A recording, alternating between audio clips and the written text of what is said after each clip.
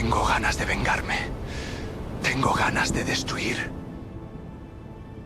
La venganza tiene una trampa. Se disfraza de justicia, pero termina pareciéndose demasiado al odio. Es una oración sin filtro, es la rabia humana expuesta ante el Creador sin censura teológica. Ayúdame a soltar esto, porque yo solo no puedo. No os venguéis vosotros mismos, mía es la venganza, yo pagaré, dice el Señor. Tu paz no dependerá de ver destruido a quien te dañó, sino de ver restaurado todo lo que el dolor un día te quitó. Gracias, Dios. Tengo ganas de vengarme, tengo ganas de destruir.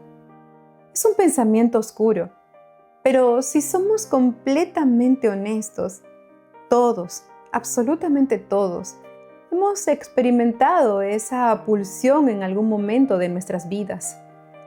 Con o sin justificación real, el deseo de aplastar, humillar o arruinar a quien nos hizo daño es una de las respuestas más primitivas del ser humano. Y lo más complejo es que este apetito no solo es natural, es constantemente alimentado por nuestra cultura. Piénsalo por un segundo. Mira las películas de John Wick. 4 entregas de violencia desmedida porque al protagonista le mataron a su perro. Mira Kill Bill, la historia de una mujer traicionada que convierte su supervivencia en una carnicería justificada. O Gladiador, donde acompañamos a un hombre que lo perdió todo, esperando ansiosos el momento en que se cobre la vida del emperador. Lo vemos en la literatura clásica con el Conde de Montecristi y en prácticamente toda la filmografía de Liam Neeson. El patrón cultural es idéntico. Si te dañaron, tienes derecho a devolver el golpe. Si te hicieron algo, tu dolor justifica tu venganza. Y cuando estamos en el papel de espectadores, lo aplaudimos. Entendemos la rabia, comprendemos esa necesidad visceral de que el culpable experimente exactamente el mismo nivel de sufrimiento que causó.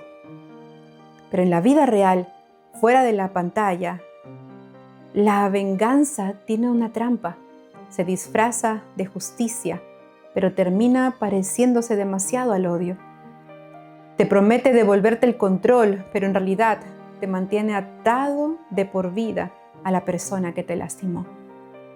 Seguramente has escuchado esa famosa frase: el resentimiento es el veneno que tú te tomas esperando que el otro se muera.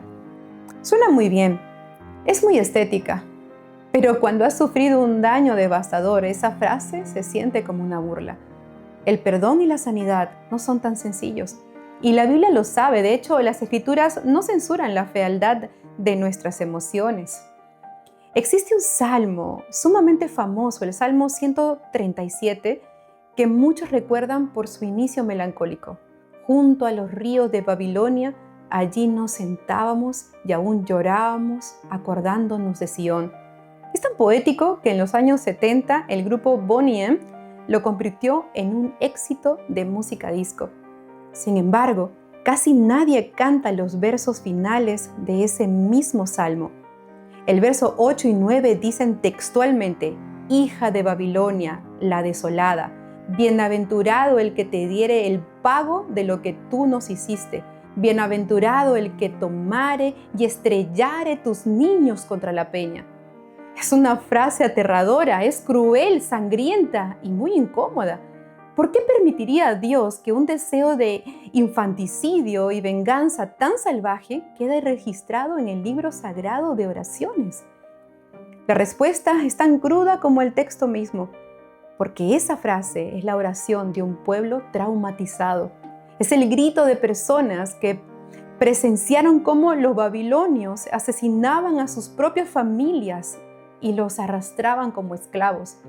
Dios no dejó registrado ese salmo para que lo usemos como un manual de conducta, sino como un espejo de lo que el trauma y el dolor sin procesar producen en la mente humana.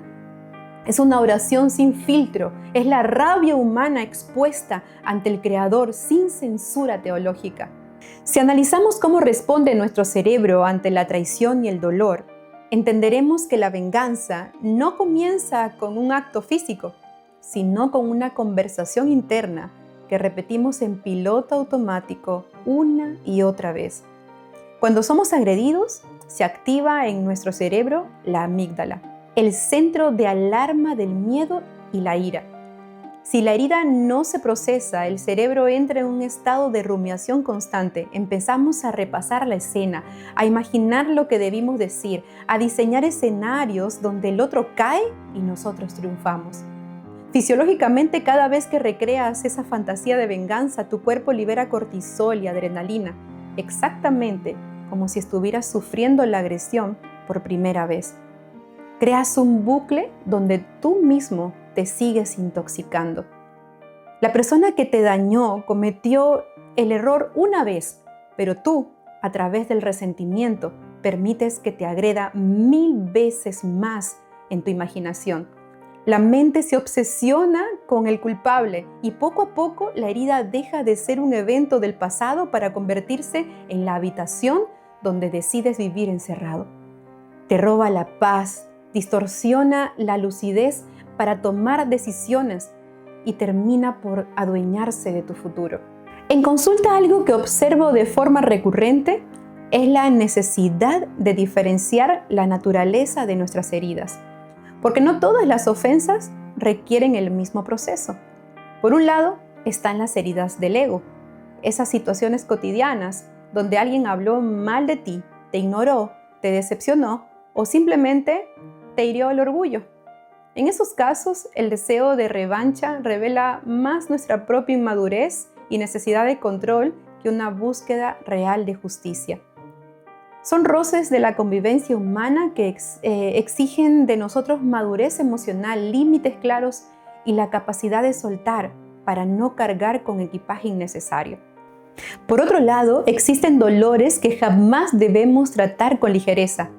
Hablo de situaciones donde hubo abuso, violencia, estafas devastadoras, muertes trágicas o traiciones que fracturaron vidas enteras. Decirle a una víctima de estas tragedias, olvida, suelta y sé feliz, es una falta de respeto profesional y espiritual. Es una segunda injusticia. El diseño que Dios nos dejó en su palabra jamás minimiza la maldad. Dios no mira el abuso o la injusticia como simples malos entendidos cotidianos.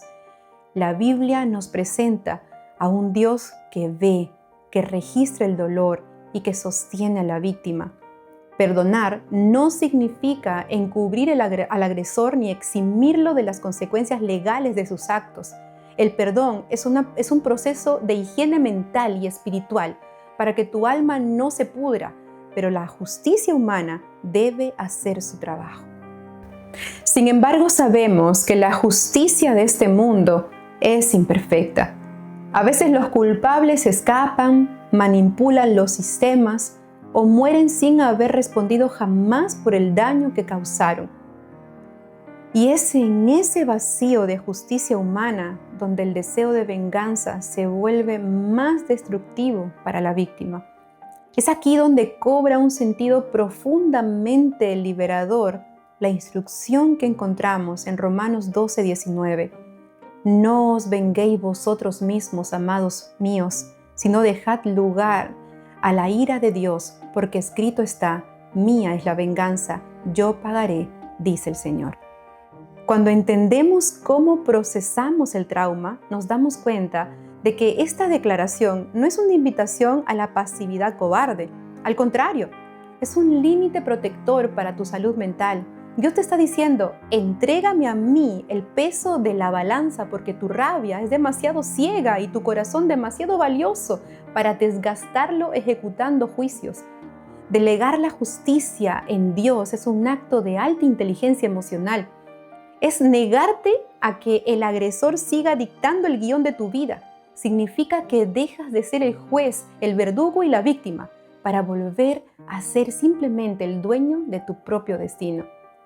La justicia de Dios no es un arrebato emocional, Es una realidad santa, limpia y perfecta, donde nada, absolutamente nada de lo que se hizo en la oscuridad quedará sin resolver. La verdadera victoria sobre el mal no consiste en devolver un golpe idéntico. La victoria real es sanar sin terminar pareciéndote a aquello que te hirió. Si hoy cargas con un enojo acumulado por ofensas cotidianas, por el roce de la vida o por expectativas rotas, toma la decisión madura de sepultar ese rencor. No permitas que cosas pequeñas te arrebaten la capacidad de disfrutar tu presente. No le regales tu paz a personas que probablemente ni siquiera saben el espacio que siguen ocupando en tu cabeza. Y si lo que cargas es una herida profunda, un trauma real que desorganizó tu vida, no intentes forzar una sonrisa. Trae tu dolor crudo ante Dios, tal como lo hizo el autor del Salmo 137. Dios es lo suficientemente grande para sostener tus preguntas, tus llantos, tus rabias, sin escandalizarse, pero no te quedes a vivir con el odio. Mientras el diseño de Dios se completa y cada lágrima es enjugada, no le entregues tu identidad a la tragedia. La maldad que sufriste puede haber escrito un capítulo doloroso en tu historia, pero no tiene el poder ni la autoridad para escribir tu final.